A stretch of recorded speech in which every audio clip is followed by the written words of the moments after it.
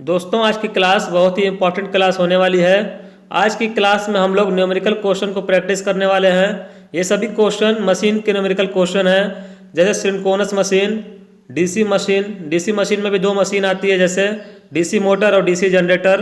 तो आज की क्लास बहुत ही इंपॉर्टेंट होने वाली है। आज की क्लास में हम लोग न्यूमेरिकल क्वेश्चन की प्रैक्टिस करेंगे। देखते हैं क्वेश्चन नंबर 1 पूछा गया 50 हर्ट्ज की आवृत्ति पर फ्रिक्वेंसी दे दिया है 50 हर्ट्ज। पूछा गया 50 हर्ट्ज की आवृत्ति पर चल रहे 6 पोल की मोटर है, तुल्यकालिक गति का मान क्या होगा। देखिए हम लोग को क्या दिया हुआ है, 50 हर्ट्ज की आवृत्ति दे दिया है, जो कि हमारे इंडिया में स्टैंडर्ड फ्रिक्वेंसी होती है 50 हर्ट्ज। तो यहाँ पर दिया हुआ F बराबर 50 हर्ट्ज। और क्या दिया हुआ है, 6 पोल की मोटर है, P बराबर दिया हुआ है 6 पोल। हम लोग को निकालना है तुल्यकालिक गति का मान क्या होगा। तुल्यकालिक गति NH बराबर होता है 120 F बटे में P। अभी आगे हमने बहुत अच्छे अच्छे क्वेश्चन को लिया है, आप लोग क्लास को पूरी देखिएगा। देखिए 120 F बटे में P से आप लोग निकालिएगा तो यहाँ हो जाएगा 120। F का मान दिया हुआ है कितना 50, और P का मान दिया हुआ है नंबर ऑफ पोल्स कितने हैं। देखिए 6 पोल की मशीन है, तो यहाँ पर हम रखेंगे 6, तो 6 दूना 12, 20 पचे 100, कुल मिला के आ जाएगा 1000 RPM। तो तुल्यकालिक गति का मान कितना मिल गया हम लोग को, 1000 RPM मिल गया। अगला क्वेश्चन देखिएगा, क्वेश्चन नंबर 2। एक 8 पोल की डुप्लेक्स लैप वाइंडिंग के लिए समांतर पथ की संख्या कितनी होती है। देखिए डुप्लेक्स लैप वाइंडिंग है, वाइंडिंग पर गौर करिए। कल की क्लास में अभी हमने पढ़ाया था कि लैप वाइंडिंग क्या होता है और वेव वाइंडिंग क्या होता है। उसमें हमने बताया था किसको सीरीज वाइंडिंग कहते हैं, किसको पैरेलल वाइंडिंग कहते हैं और क्यों कहते हैं, इसको भी हमने समझाया था। तो देखिए डुप्लेक्स लैप वाइंडिंग है। लैप वाइंडिंग में क्या होता है, देखिए लैप लिखिएगा आप लोग, यहाँ पर ए और पी एक साथ आते हैं, इसलिए हम लोग कह सकते हैं कि ए बराबर होता है पी। ए बराबर पी का मतलब हो गया कि जितना भी समांतर रास्ते होंगे उतना ही पोल्स की संख्या होती है लैप वाइंडिंग में। अब देखिए लैप वाइंडिंग में पूछा गया है कि समांतर पथ की संख्या क्या होगी। समांतर पथ की संख्या क्या है, पोल्स की संख्या के बराबर, तो हम लोग कह सकते हैं कि 8 होगी। लेकिन एक और कंडीशन इसमें दे दिया है, डुप्लेक्स है। देखिए सिंप्लेक्स लैप वाइंडिंग होती तो डायरेक्ट हम लोग 8 आंसर मान लेते हैं कि 8 आंसर होगा, लेकिन यहाँ पर डुप्लेक्स लैप वाइंडिंग बोल दिया। डुप्लेक्स का मतलब होता है दोगुना करना होगा यहाँ पर, तो 8 दूना 16 हो जाएगा। ऑप्शन नंबर डी सही हो जाएगा। अगर यहाँ पर ट्रिप्लेक्स बोल देता तो 3 गुना करना होता। क्वार्टर प्लेक्स बोलता इसका मतलब कि 4 गुना करना होता। जितना गुना कहता वाइंडिंग के हिसाब से उतना गुना हम लोग को करना होता। यहाँ पर डुप्लेक्स था, हमने 2 गुना कर दिया। ऑप्शन नंबर डी बिल्कुल सही। अगला क्वेश्चन देखिएगा, क्वेश्चन नंबर 3 पूछा गया कि एक 220 वोल्ट की डीसी मशीन में आर्मेचर का प्रतिरोध 1 ओम है। यदि फुल लोड पर धारा 10 एम्पियर हो तब मशीन को जनित्र की तरह चलाने पर विद्युत वाहक बल, प्रेरित विद्युत वाहक बल का मान कितना होगा। देखिए 220 वोल्ट की डीसी मशीन है, वो भी डीसी मशीन को हम लोग कैसे चला रहे हैं। हमने बताया कि डीसी मशीन 2 तरीके की होती है, या तो डीसी मोटर होगी या तो डीसी जनरेटर होगी। तो यहाँ पर देखिए जनित्र की तरह चलाया जा रहा है। जनित्र का मतलब होता है जनरेटर। तो जनरेटर की तरह जब चलाएंगे तो प्रेरित विद्युत वाहक बल का मान कितना होगा हम लोग को बताना है। तो आप लोग को मालूम होगा जब जनरेटर की तरह हम लोग चलाते हैं तो वहाँ पर जनरेटर ईएमएफ होता है। जनरेट ईएमएफ ईजी बराबर होता है V प्लस IA क्या होता है, V प्लस IA ये फार्मूला होता है जनरेटेड ईएमएफ का। इसी पर आप लोग को हल करना है।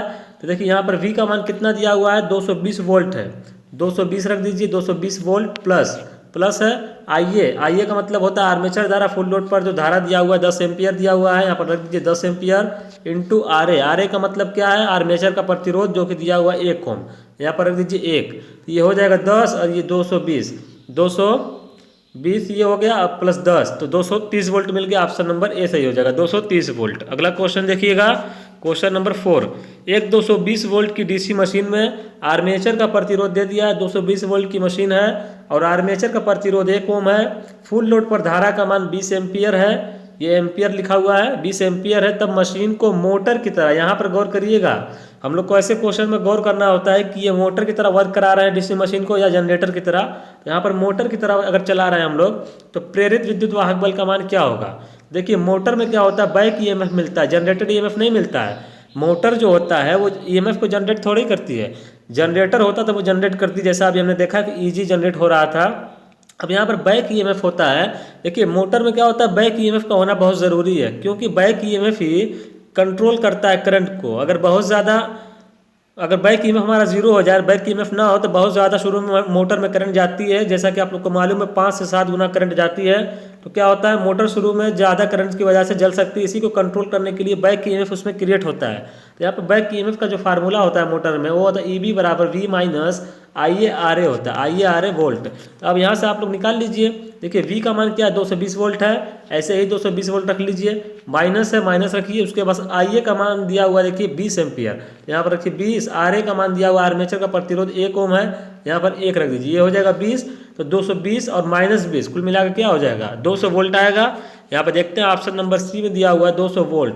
तो यहाँ पे 200 वोल्ट का प्रेरित विद्युत वाहक बल होगा। अगला क्वेश्चन देखिएगा, क्वेश्चन नंबर 5। एक चालक है, 4 सेकंड में 8 वेबर का फ्लक्स काटता है और चालक में 100 टर्न हो, तब चालक में प्रेरित विद्युत वाहक बल का मान कितना होगा।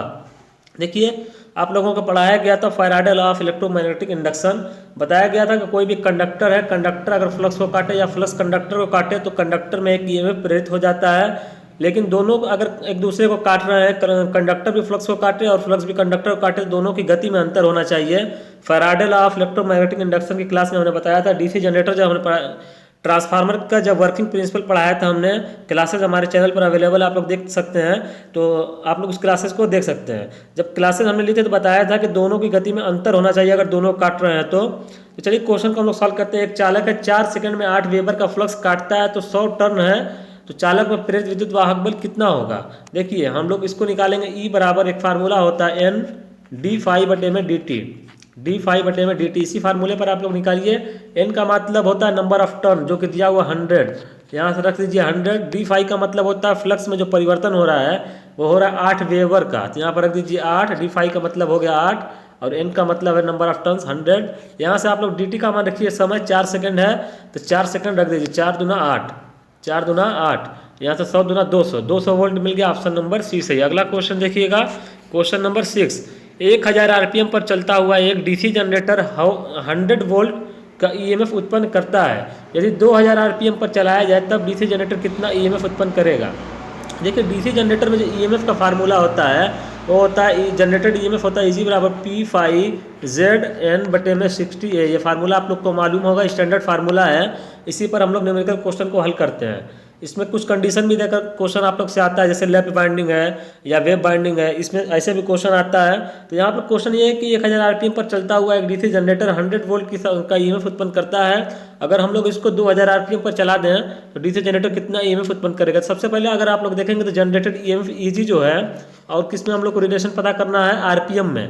तो आरपीएम क्या है, एन है स्पीड। तो यहाँ से अगर आप लोग देख रहे हैं तो जनरेटेड ईएमएफ और मोटर की जो स्पीड है डायरेक्टली प्रोपोर्शनल। इसका मतलब ये हुआ जैसे जैसे हमारा स्पीड चेंज होगा वैसे वैसे ईएमएफ भी चेंज हो जाएगा।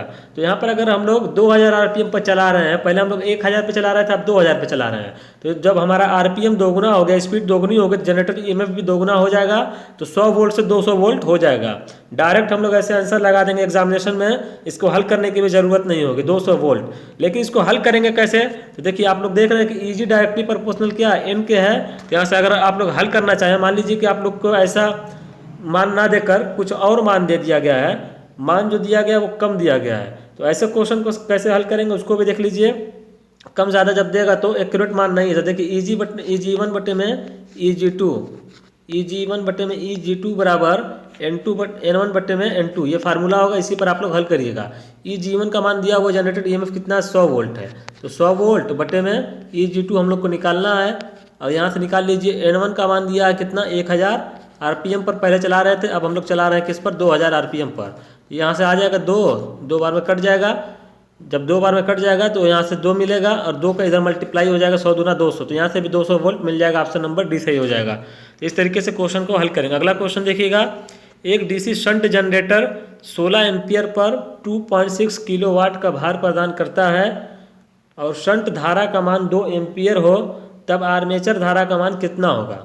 देखिए ऐसे क्वेश्चन को हम लोग कैसे हल करते हैं। डीसी शंट जनरेटर है, सबसे पहले हम लोग शंट जनरेटर का डायग्राम बनाएंगे। तो देखिए ये हमारा होता है आर्मेचर, आर्मेचर से ये वाइंडिंग हम लोग शंट में लगा देंगे, इसको हम लोग शंट जनरेटर बोलेंगे। और यहाँ पर हो गया हमारा लोड, ये क्या है, लोड है। ये हमारा आर्मेचर है, आर्मेचर से करंट निकलेगी, क्योंकि जनरेटर है तो करंट इसमें से निकलेगी।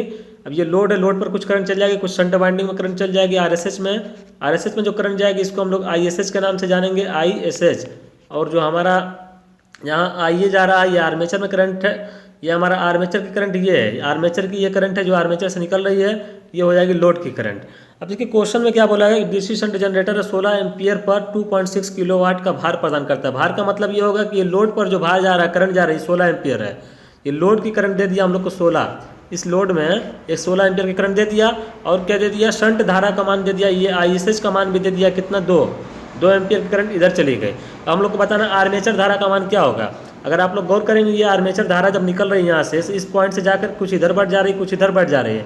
इस पॉइंट पर आप लोग KCL लगा लीजिएगा। जब KCL लगाइएगा तो आप लोग को मिलेगा IA बराबर ISH प्लस IL, यही मिलेगा, क्योंकि यही करंट तो जाकर बढ़ रही थी दो भाग में। यहाँ से आप लोग जोड़ लीजिए, ISH का मान क्या दिया हुआ है 16, ISH का मान दिया हुआ कितना 2 एम्पियर, और लोड पर करंट कितनी जा रही 16 एम्पियर, तो कुल मिला के 18 एम्पियर की करंट मिल गई। 18 एम्पियर, देखते हैं कौन सा आंसर सही है। 18 एम्पियर दिया हुआ ऑप्शन नंबर डी में। तो यहाँ पे 18 एम्पियर की करंट हो जाएगी, जो कि आर्मेचर से निकल रही थी।